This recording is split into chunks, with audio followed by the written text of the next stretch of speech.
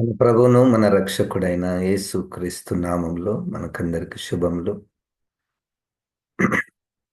కేవలము దేని కృప ద్వారా మనము జీవించి ఉన్నాము.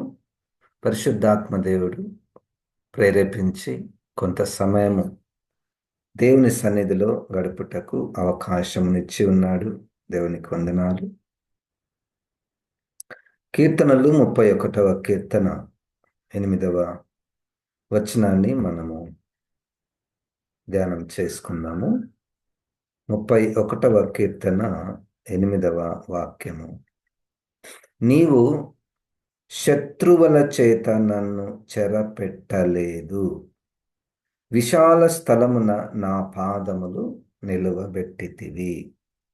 మొదటి భాగంలో నీవు శత్రువుల చేత నన్ను చెరపెట్టలేదు అంటే నువ్వు నన్ను శత్రువుల చేతికి అప్పగింపలేదు అన్న మాటలో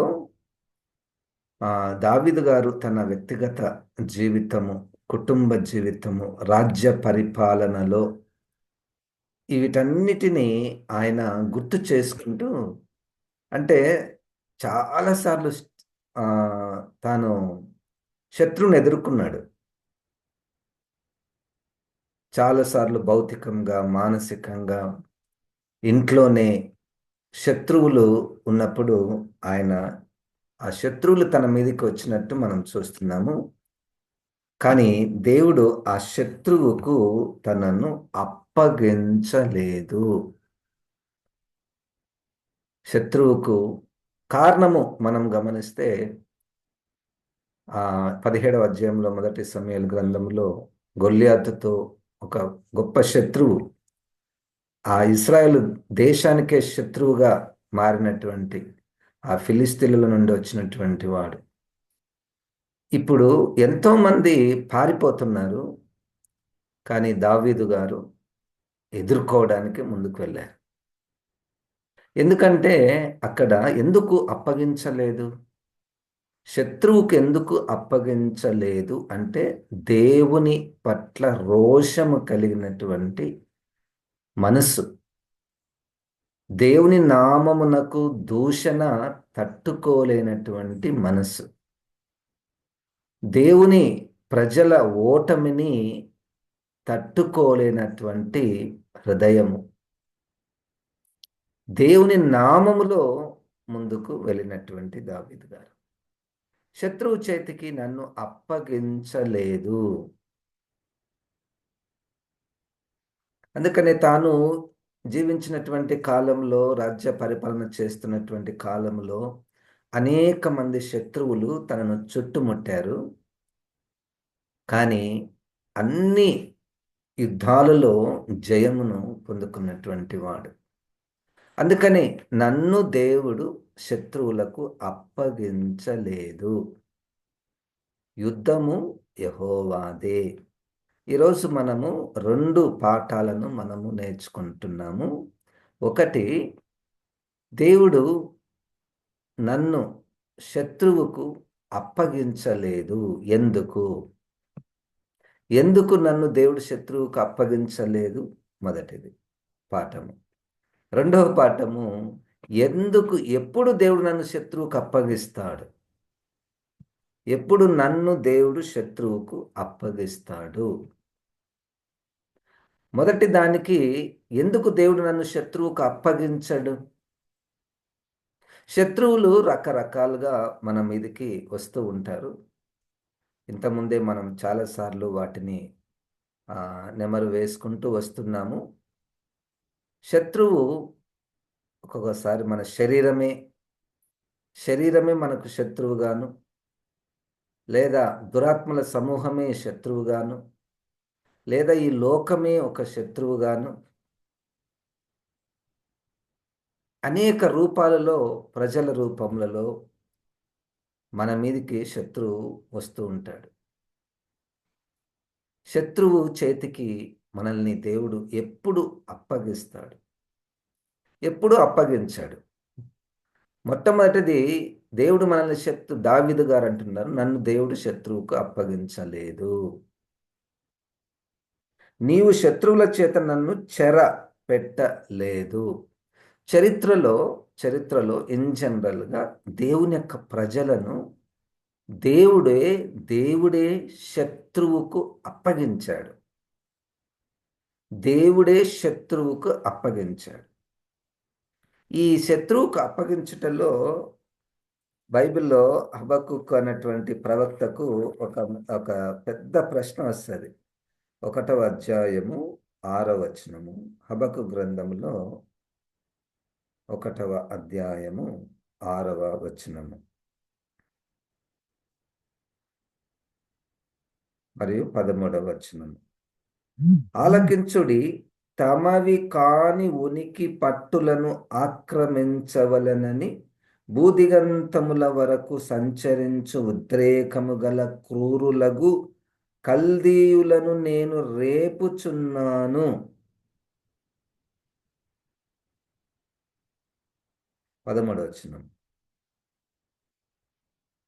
అంటే నీ కనుదృష్టి దుష్టత్వం చూడలేనంత నిష్కలంకమైనది గదా! బాధించువారు చేయు బాధను నీవు దృష్టించజాలవు గదా! కపటులను నీవు చూచియు, దుర్మార్గులు తమ కంటే ఎక్కువ నీతిపరులను నాశనం చేయగా నువ్వు చూచియు ఎందుకు ఊరకున్నావు? ఇక్కడ 2 విషయాలు. హబక్కూకు గారికి 2 ప్రశ్నలు. ఒక ప్రశ్న ఏంటంటే, ప్రభువా, మేమేమైనా తప్పు చేస్తే నువ్వే మమ్మల్ని దండించు, నువ్వే మమ్మల్ని శిక్షించు. కానీ మా శత్రువుల చేతికి మమ్మల్ని ఎందుకు అప్పగించావు? ఈ సందర్భము ఏంటంటే, చరిత్రలో క్రీస్తుకు పూర్వము 586వ సంవత్సరములో బబులోనీయులు అనగా కల్దీయులు వచ్చి దేవుని ప్రజలుగా పిలువబడుతున్నటువంటి యూదులను చెరలోనికి తీసుకొని పోతారు. ఈ చెరలోనికి తీసుకొని పోవడంలో దేవుడు ప్రవక్తలకు బయలుపరిచినటువంటి విషయం ఏమిటంటే, నేనే వారిని శత్రువులకు అప్పగించాను. హబక్కూకు గారికి ఉన్నటువంటి ప్రశ్న ఏంటంటే, నువ్వే మమ్మల్ని ఏమన్నా దండించచ్చు గదా, శిక్షించచ్చు గదా, కానీ శత్రువుకు అప్పగించుట మాకెంత అవమానము. మేము ముందుగానే శత్రువులము. ఈ వాక్యం చదువుతున్నప్పుడు చిన్నప్పుడు స్కూల్స్‌లో టీచర్స్ దండించాలంటే, పనిష్మెంట్ ఇవ్వాలంటే రకరకాలుగా వాళ్ళు పనిష్మెంట్ ఇచ్చేవారు. బెత్తంతో కొట్టేవారు, లేకపోతే గుంజీలు తీయించేవారు, లేకపోతే ఆహ్, ఆ టేబుల్స్ మీద నిలబెట్టేవారు, లేకపోతే పరిగెత్తమనేవారు. రకరకాలుగా పనిష్మెంట్ ఇచ్చేవారు. దాంట్లో అన్నిటికంటే ఘోరమైన పనిష్మెంట్ అంటే, నేనేదైనా తప్పు చేస్తే నాకు విరోధంగా ఉన్నటువంటి ఎవరైనా ఆ శత్రువుని పిలిపించి నాకు ముక్కు చెంపలేపించేవారు. అంటే అవతల వ్యక్తి ఎప్పటినుంచో ఎదురు చూస్తుంటాడు మన మీద పగ తీర్చుకోవాలని. ఈ టీచరు వా ఆహ్, వ వారినే పిలిచి నన్ను చెంపల మీద కొట్టిస్తాడు. ఎంత అవమానం కదా! ఎంత అవమానం కదా! ఇది పెద్ద ప్రశ్న. ఆ! దేవుడే మన శత్రువులకు అప్పగించుట. చాలా మనకు భౌతికమైనటువంటి నొప్పి కంటే మానసికమైనటువంటి బాధ చాలా ఎక్కువుంటది. మన శత్రువులకు దేవుడే అప్పగించుట. మనం ఇట్లా ఆలోచిస్తాం. నేనే గదా తప్పు చేసింది. నువ్వే నన్ను దండించొచ్చు గదా, నువ్వే నన్ను శిక్షించొచ్చు గదా అని. ఇదొక ప్రశ్న. రెండవ ప్రశ్న ఏంటంటే, ప్రభువా, వాళ్ళు దుర్మార్గులు. ఎవరు? శత్రువులు. వాళ్ళేం మంచోళ్ళు గాదు. వాళ్ళకంటే మేము కొంచెం నీతిమంతులమే గదా పోలిస్తే. అదే ఆ 13వ వచనంలో. హ్మ్. దుర్మార్గులు తమ కంటే ఎక్కువ నీతిపరులను నాశనము చేయగా నీవు చూచియు ఎందుకు ఊరకున్నావు? ఈ శత్రువులేమన్నా మంచి వాళ్ళండి? వాళ్ళు కూడా దుర్మార్గులే. కల్దీయులు, బబులోనీలు వాళ్ళు కూడా దుర్మార్గులే. కానీ వాళ్ళతో పోలిస్తే మేము నీతిమంతులమే కదా! వాళ్ళతో పోలిస్తే మేము కూడా తప్పిపోయిన వారమే. కానీ వాళ్ళ చేతికి మమ్మల్ని ఎందుకు అప్పగించావు? అంటే దేవుడు దండించుటలో, క్రమశిక్షణ పెట్టుటలో అవమానము నాకు ఇదొక పెద్ద అవమానం. పెద్ద అవమానము. ఈరోజు దేవుడు మనల్ని శత్రువులకు అప్పగించడు. ఎప్పుడు దేవుని మార్గములో మనం నడుస్తున్నప్పుడు, దేవుని ఎడల మనం రోషం కలిగి ఉన్నప్పుడు, దేవుడు మనల్ని శత్రువుకు అప్పగించడు. రెండవది, దేవుడు ఎప్పుడు మనల్ని శత్రువుకు అప్పగిస్తాడు? దానికి జస్ట్ ఆపోజిటే. దానికి జస్ట్ ఆపోజిటే. ఆమోసు గ్రంథంలో 6వ అధ్యాయంలో చూడండి. ఆమోసు గ్రంథము 6వ అధ్యాయము 1 నుంచి కొన్ని వచనాలు చదువుతున్నాను. చివరి అంటే 8వ వచనం చదివి మళ్ళా మొదటి నుంచి నేను చదువుతాను.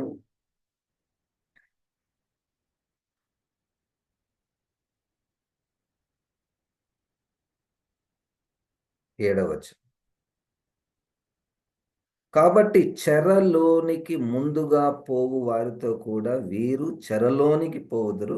అప్పుడు సుఖాసక్తులు చేయి ఉత్సాహధ్వని గతించును. యాకోబు సంతతి వారికున్న గర్వము నాకు అసహ్యము. వారి నగరులకు నేను విరోధనైతిని గనుక వారి పట్టణములను వాటిలోని సమస్తమును శత్రువుల వశము చేసేదనని. నేను శత్రువుల వశము చేస్తాను, మిమ్ములను శత్రువుల చేతికి అప్పగిస్తాను. ఎందుకు ప్రభువా? ఎప్పుడు దేవుడు నా శత్రువుకు నన్ను అప్పగిస్తాడు? మొదటి వచనం నుండి. సియోనులో నిర్విచారముగానున్న వారికి శ్రమ, షోమ్రోను పర్వతముల మీద నిశ్చింతగా నివసించు వారికి శ్రమ. ఇశ్రాయేలు వారికి విచారణకర్తలై జనములలో ముఖ్య జనమునకు పెద్దలైన వారికి శ్రమ. కల్నేకు పోయి విచారించుడి, అక్కడ నుండి హమాతు మహాపురమునకు పోవుడి, ఫిలిస్తీన్ల పట్టణమైన గాతునకు పోవుడి. అవి ఈ రాజ్యముల కంటే గొప్పవి కదా, వాటి సరిహద్దులు మీ సరిహద్దుల కంటే విశాలమైనవి కదా. ఉపద్రవ దినము బహు దూరము నున్నదనుకొని అన్యాయపు తీర్పు తీర్చుటకై మీ మధ్య మీరు పీఠములు స్థాపింతురు. ఇక్కడ నుంచి స్టార్ట్ అయింది. అన్యాయపు తీర్పు తీర్చుటకు మీ మధ్య మీరు పీఠములు స్థాపింతురు. అన్యాయపు తీర్పు ఎప్పుడైతే జరుగుతుందో, ఇక్కడ నాయకులను గురించి, యాజకులను గురించి దేవుడు దండిస్తున్నాడు. ఇశ్రాయేలులను గుర్తు చేస్తున్నాడు. మీరు అన్యాయపు తీర్పులు తీరుస్తున్నారు కాబట్టి మిమ్మల్ని నేను శత్రువుకు అప్పగిస్తాను. తర్వాత, దంతపు మంచముల మీద పరుండుచు పాన్పుల మీద తమ్మును చాచుకొనొచ్చు, మందలో శ్రేష్టమైన గొర్రెపిల్లలను పాలలోని కొవ్విన దూడలను వధించి భోజనం చేయుదురు. స్వరమండలంతో కలిపి పిచ్చి పాటలు పాడుచు దావీదు వలెనే వాయించు వాద్యములను కల్పించుకొందురు. పాత్రల్లో ద్రాక్షరసం పోసి పానము చేయొచ్చు, పరిమళ తైలము పోసుకొనుచుందురు గాని యోసేపు సంతతి వారికి కలిగిన ఉపద్రవమును గురించి చింతపడరు. ఒకవైపు దేవుడు శిక్షిస్తుండగా ఇంకొక వైపు వీళ్ళు ఎంజాయ్ చేస్తున్నారు. కాబట్టి చెరలోనికి ముందుగా పోవు వారితో కూడా వీరు చెరలోనికి పోవుదురు. అప్పుడు సుఖాసక్తులు చేయి ఉత్సాహధ్వని గతించును. యాకోబు సంతతి వారికున్న గర్వము నాకు అసహ్యము. వారి నగరులకు నేను విరోధినైతిని గనుక వారి పట్టణములను వాటిలోని సమస్తమును శత్రువుల వశము చేసేదను. గర్వము. శత్రువుల చేతికి దేవుడే అప్పగిస్తే ఇక ఎవరు విడిపిస్తారండి? మనల్ని ఎవరైనా ఇబ్బంది పెడుతుంటే మనం దేవుని దగ్గర మొరపెడతాం. దేవా చూడు, వాళ్ళు నన్ను ఎట్లా ఇబ్బంది పెడుతున్నారు, నన్ను ఎట్లా వెంబడిస్తున్నారు, నాకు హాని చేయవలనని వాళ్ళు ఎట్లా వస్తున్నారు నా మీదికి అని దేవుని దగ్గర మనం చెప్పచ్చు.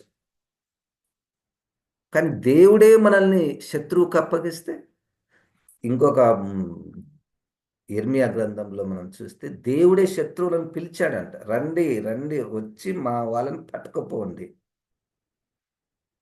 దేవుడే పర్మిషన్ ఇచ్చాడు.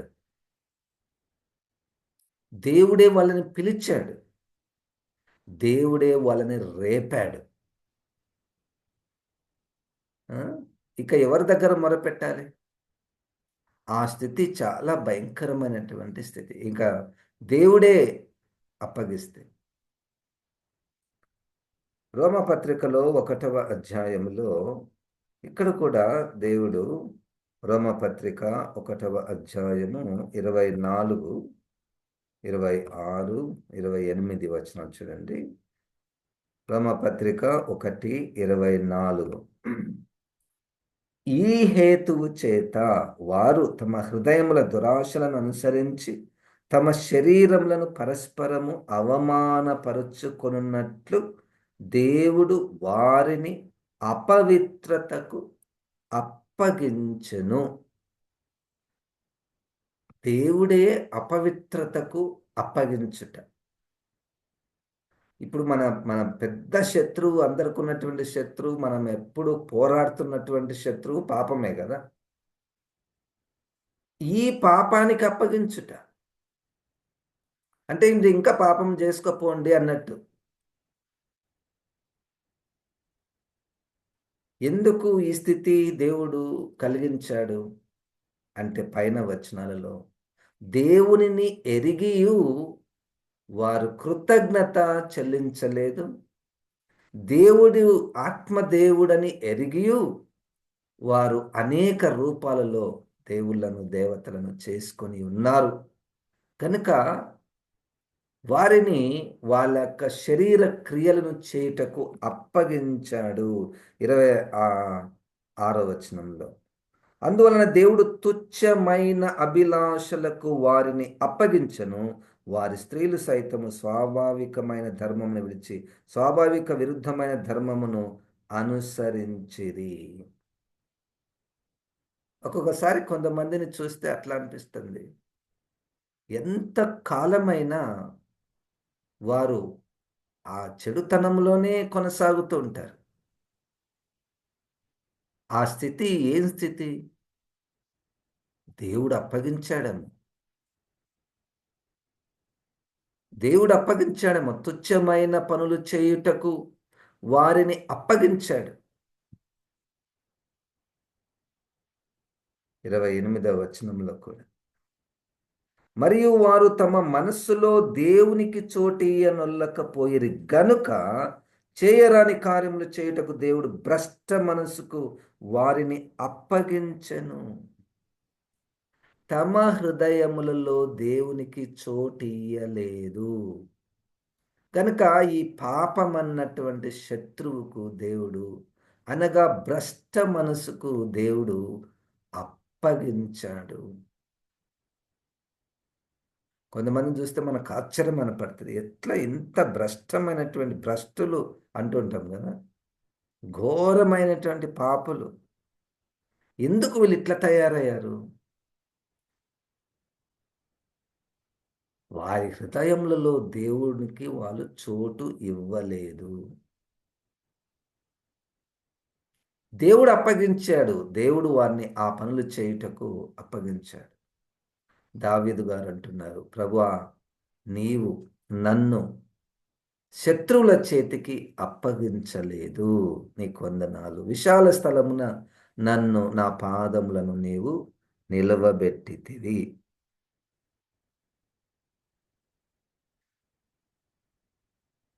సొలొమోను గారు దేవాలయం కట్టినప్పుడు చేసినటువంటి ప్రార్థనలో కూడా ఎంత ధైర్యంతో కూడినటువంటి ప్రార్థన అంటే, ప్రభువా ఒకవేళ మేము, మా ప్రజలు తప్పు చేస్తే మమ్మల్ని శత్రువుల చేతికి అప్పగించు, పశ్చాత్తాపపడితే మరలా తీసుకొని రమ్ము. ఎజ్రా గారు కూడా 9వ అధ్యాయంలో, దానియేలు గారు 9వ అధ్యాయంలో వాళ్ళు అంటున్నారు, మేము పాపం చేసేతిమి గనుక మా శత్రువులకు నువ్వు అప్పగించితివి. దానియేలు గ్రంథము 9వ అధ్యాయము 7వ వాక్యము. దానియేలు గ్రంథము 9వ దీర్ఘ ప్రార్థన దానియేలు గారు చేస్తూ 7వ వచనంలో 7వ వచనంలో, ప్రభువా నీవే నీతిమంతుడవు, మేమైతే సిగ్గు చేత ముఖ వికారముందిన వారము. మేము నీ మీద తిరుగుబాటు చేసితిమి, దానిని బట్టి నీవు సకల దేశములకు మమ్మును తరిమితివి. యెరూషలేములోను యూదయ దేశంలోను నివసించుచు స్వదేశవాసులుగా ఉన్నట్టు పరదేశవాసులుగా ఉన్నట్టు ఇశ్రాయేల్ అందరికీ మాకును ఈ దినమున సిగ్గే తగియున్నది. సకల దేశములకు మమ్మల్ని పంపితివి, తిరుగుబాటు చేసితిమి. లూకాసు వార్త 19వ అధ్యాయము. లూకాసు వార్త 19వ అధ్యాయము 43, 44. యేసుక్రీస్తు యెరూషలేమును చూచి ఆయన చెప్పుచున్నటువంటి మాటలు: నిన్ను దర్శించిన కాలము నీవు ఎరుగకుంటివి గనుక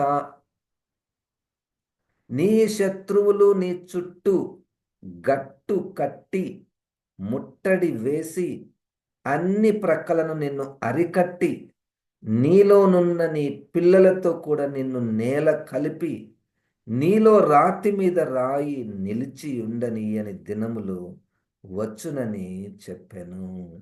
దేవుడు దర్శించిన కాలము నీవు ఎరుగకుంటివి.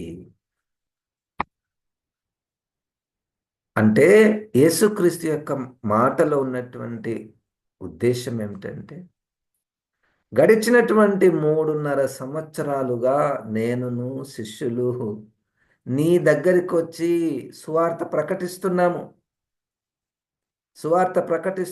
మీ ధర్మశాస్త్రములో ఉన్నటువంటి ఆ నెరవేర్పు, నీ నీ నీవు నమ్ముకున్నట్టు నీవు అనుసరిస్తున్నటువంటి ప్రవక్తలు చెప్పిన యొక్క మాటలు యొక్క నెరవేర్పు నేనే అని, రాబోవు వాడను నేనే అని, మెస్సయ్యాను అని చెప్పుతూ ఉంటే, యెహోవా నిన్ను దర్శించిన కాలము నువ్వు ఎరుగకుంటివి కనుక నీ శత్రువు నిన్ను తరమబోతున్నాడు. ఈ దేవాలయం యొక్క గొప్పతనం అంతా పడగొట్టబడుతుంది. అది జరిగింది క్రీస్తు శకము 70వ సంవత్సరంలో. రోమా చక్రవర్తి యెరూషలేమును కాల్చేశాడు. ఇప్పుడు యెరూషలేము కాల్చబడింది అంటే రోమాను మనం నిందిస్తామండి? రోమా ప్రభుత్వం వాళ్ళు చాలా క్రూరులు, వాళ్ళు చాలా భయంకరులు, వాళ్ళు చాలా పాపులు. ఇక్కడ ఇంకొక పాఠం గుర్తుపెట్టుకోండి. ఎవరైనా ఈ సందర్భంలో దేవుడు మనల్ని శత్రువుకు అప్పగించాడు అనుకోండి, శత్రువు వచ్చి నన్ను హింసిస్తాడు, నన్ను బాధ పెడతాడు, నాకు హాని కలిగిస్తాడు. శత్రువు నాకు హాని కలిగించినప్పుడు నేను క్రైస్తవుడని, క్రైస్తవురాలిని. అవతల వ్యక్తి నన్ను వచ్చి హింసిస్తే అవతల వ్యక్తి పాపము చేసినట్టు కాదు, కానీ మనకు అట్లే కనపడుతుంది. మేము క్రైస్తవులము, వాళ్ళు వచ్చి మా మీద ఇట్లా చేశారు, మాకు బాధ కలిగించారు, హాని చేశారు, కానీ వాళ్ళు పాపం చేయలేదు. ఎందుకు? దేవుడే వారిని వాడుకున్నాడు మనల్ని శిక్షించడానికి, మనల్ని క్రమశిక్షణలో పెట్టడానికి. అన్యులను దేవుడు వాడుకున్నాడు కాబట్టి అన్యులు తప్పు చేసినట్టు కాదు. ఈ ఒక్క కోణంలో చెప్తున్నాను నేను.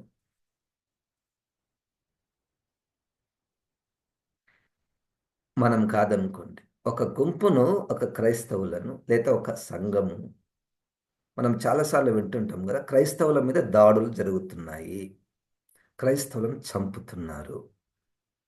ఈ క్రైస్తవుల మీద దాడులు, క్రైస్తవులను చంపడము సువార్త నిమిత్తము దేవుడు అనుమతించే శ్రమలు ఒక కోణం.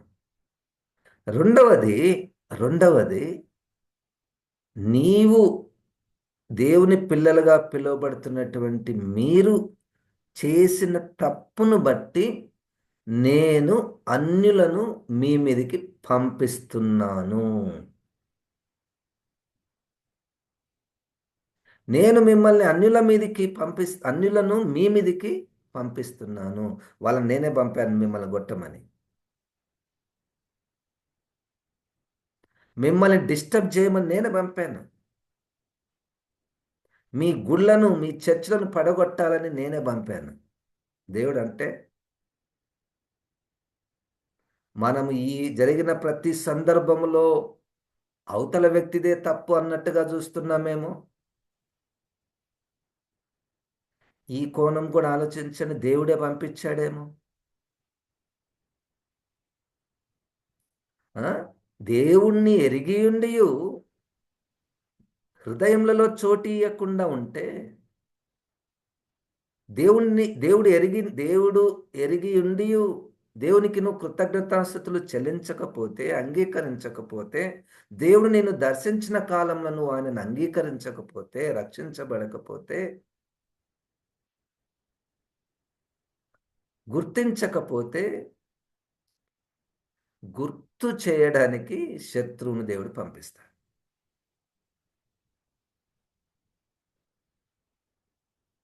చాలాసార్లు ఆశ్చర్యం అనిపించేది. ఈ శత్రువు, ఈ అన్యుడు నా మీదికి ఎందుకు వస్తున్నాడు? నిష్కారణముగా ఎందుకు వచ్చాడమ్మా? ఆహా! అప్పుడు దేవుడు నాకు గుర్తు చేశాడు. నీవు పాపం చేశావు కాబట్టి ఈ శత్రువు నేనే పంపాను. ఇక దేవుడే పంపిస్తే ఇప్పుడు సెటిల్మెంట్ ఎక్కడ? దేవుని దగ్గర. ఈ వ్యక్తితో కాదు, ఈ గుంపుతో కాదు.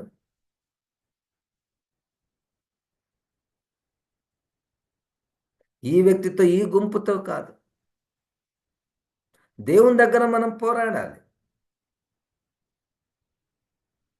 ఈ రెండవ కోణములో మా మీద వాళ్ళు దాడులు చేశారు కాబట్టి మేము ధర్నాలు చేస్తాం. ధర్నా ఎక్కడ ధర్నా ఎక్కడ చేయాలి? దేవుడు మేము చేసినటువంటి తప్పిదాలు ఉన్నాయా లేదా అది చెక్ చేసుకుందాం మొట్టమొదటగా. ఉంటే శత్రువును దేవుడే పంపిస్తున్నాడు. శత్రువు చేతిలోనికి దేవుడు మనల్ని అప్పగిస్తాడు. 4వ అధ్యాయంలో ఆదికాండంలో నీవు సత్క్రియ చేయని ఎడల శత్రువు పొంచియుండును.